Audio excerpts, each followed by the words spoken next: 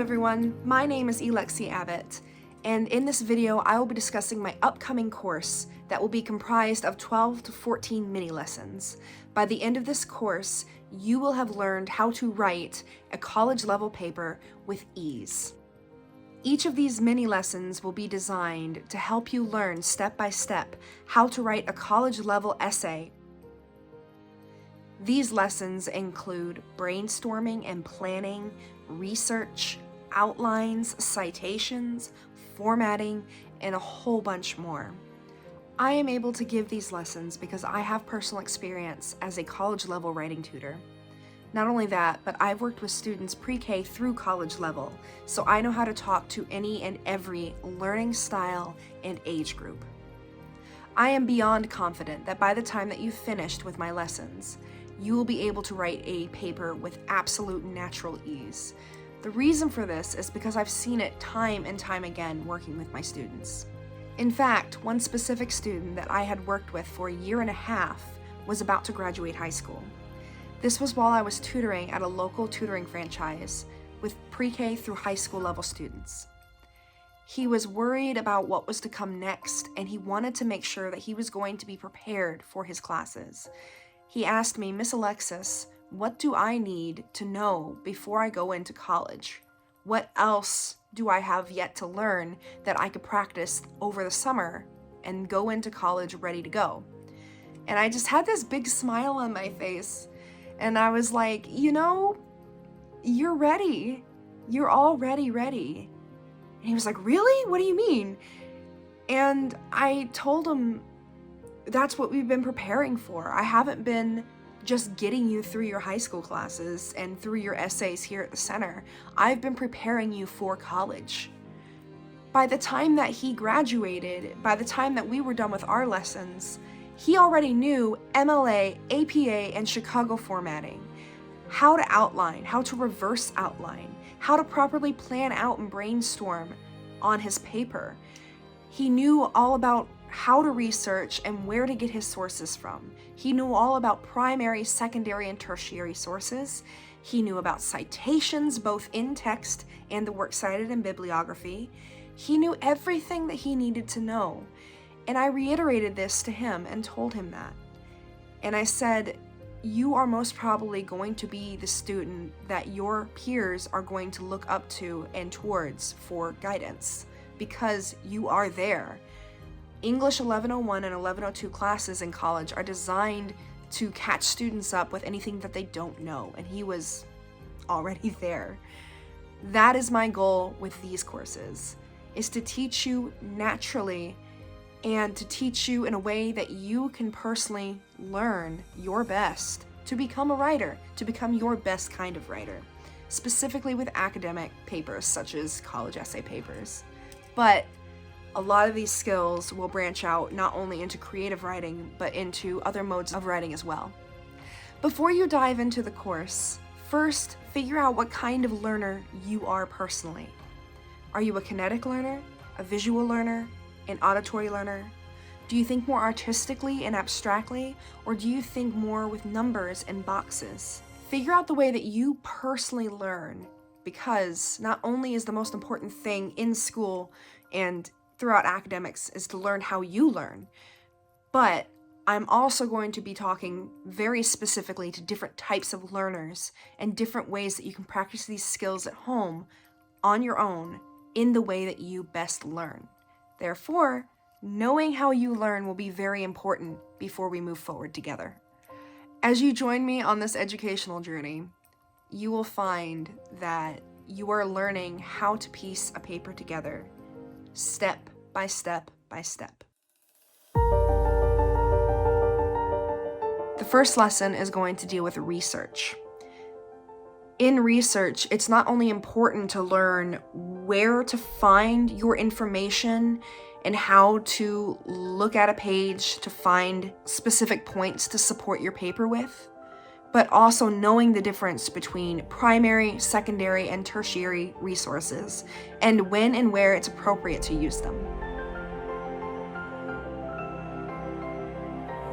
The second lesson will deal with planning and brainstorming. With planning and brainstorming, it's not only important to know what you're going to be writing about and to figure out your thesis statement or your argument in your paper that you're furthering, but it's also important to know exactly how to change that thought process as you gain more information through your research. You're not going to always keep the same exact opinion by the time that you're done researching or by the time that you're done writing a paper. That's part of the scientific method. That's part of thinking through writing. With planning and brainstorming, it's important to adjust and readjust your paper and the way that you're going to display your points as you gain more information and as you take more notes. Lesson 3 will deal specifically with outlines. An outline is the roadmap to your paper. The same way that you use a map to find treasure, you use your outline to help you find your way as you're in the deep process of writing your paper. Not only that, but I'll also teach you how to reverse outline, which is when you are in your paper and you notice that you're starting to wander with what you're talking about and you're starting to get off topic. A reverse outline helps you to get back on track and to say what you want to say, when you want to say it, and how you want to say it. The fourth lesson is going to deal with your thesis statement. A thesis statement is the last sentence of your first paragraph, typically, unless you have a longer paper, in which case it can be the first sentence of your second paragraph. Your thesis statement is the argument that you are going to be making for your paper, and learning how to write a strong and compelling thesis statement not only is important for your audience that you're going to be writing to, your readers, but it's also important for you as you begin to delve into your paper. The fifth lesson is going to deal with intros and conclusion paragraphs. Introduction paragraphs are taught a specific way in high school, but I'm going to teach you a foolproof formula and method to be able to write one just off the cuff that gets to your point easily and that helps you to develop the momentum for your reader as they dive into your paper. Conclusion paragraphs as well are a little tricky. It's not just a sum it all up conclusion. There are other ways to end your paper so that way you can end it on a final note that leaves your reader thinking, that leaves your teacher, when they're grading your paper, remembering your paper and giving you a better grade. Whatever your goal is with learning how to write, whether it's good grades, making a point, getting better at arguing for debate class, whatever your goal, a conclusion, a strong intro and a strong conclusion are both very important. The sixth lesson of this course is going to deal with body paragraphs. Body paragraphs are the meat of your paper, and it's where you're going to be making your main points and arguments. Body paragraphs can be formulated and boiled down to a very simple way of building them up, or they can be very complex depending on who you are as a person, your personal discussion style, conversation style, and the topic that you are discussing within your paper. In that lesson, we will deal with how to go about finding the best way to write your body paragraphs, the best way to communicate what you want to say, how you want to say it, and when you want to say it within your paper. The seventh lesson will deal with plagiarism. With plagiarism, it's a lot more than just copying and pasting a paper that you find on the internet. It's learning how to quote your sources correctly so that you don't accidentally plagiarize. It's learning to get your information and how to support your own points with support from other authors out there that have written on your topic in a way that allows them to keep their name on their own work and your name on yours. The 8th lesson is going to deal with citations, both in text and end of paper citations via your works cited or bibliography. In-text citations are very specific in the way to write them so that you don't plagiarize, but also so that you don't rely only on quotes to make your points for you. You need to learn how to find your own voice as a writer and to use citations and quotes as the decoration to your paper and as extra credibility to your stance on what you're trying to say yourself. The 9th lesson is going to deal with quotations.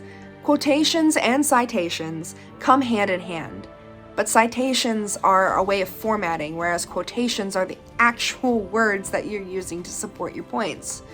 Learning how to pick your quotations carefully, how to use them, and how to incorporate them into your paper is very important. Quotations cannot stand on their own. They are the decoration on the cake that is your paper. Usually teachers ask for quotations to be able to lend credibility to your stance.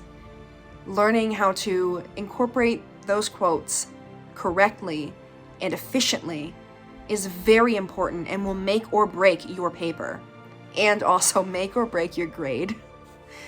To be able to get an A+, you're going to want to use quotations in the right way. The 10th lesson is going to discuss formatting, specifically APA, MLA, and Chicago-style formatting. APA deals with scientific papers, usually. MLA is more of your literary analysis. Chicago is a mixture between the two. Knowing which formatting to use, how to use it, and how to look up the rules of formatting is very important so that you don't plagiarize, so that you get your point across, so that you can get your good grade, and so that you can communicate thoroughly and effectively in an academic scenario. You want to format your paper correctly and according to the group that that paper belongs to. In Lesson 10, we will be going over proper formatting, the differences between the formatting styles, and how or when to modify those formatting styles to fit the type of paper that you're trying to write. Lesson number 11 will deal with modes of persuasion, specifically ethos, pathos, logos, and kairos. Ethos, pathos, and logos are widely used and widely talked about, especially in high school. The reason for this is because it's integral to you being able to say what you want to say the way that you want to say it, to elicit the exact response from your readers that you want to. Kairos is not as widely talked about, and I only learned it in a specific memoir class that I took in my college. Kairos has to do with the timing of things. So while ethos is ethics and credibility, logos is logic and statistics, and pathos is emotions, kairos is the time to say things, the timing. Literally, when you decide to write it in your paper, when the event happens, when the information came about, etc. It can be a very tricky concept to work with, but in Lesson 11, we're going to make it easy.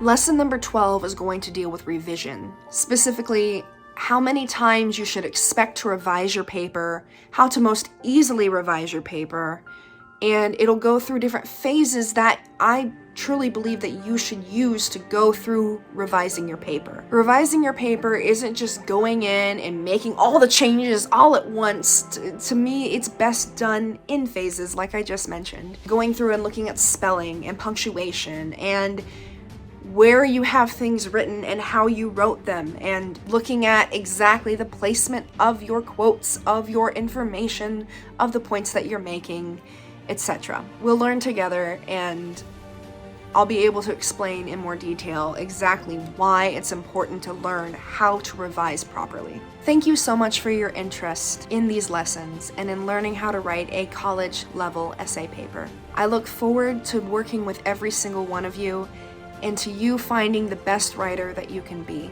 If you'd like to learn more about me as a writer, you can go to my website at elexiabbott.com.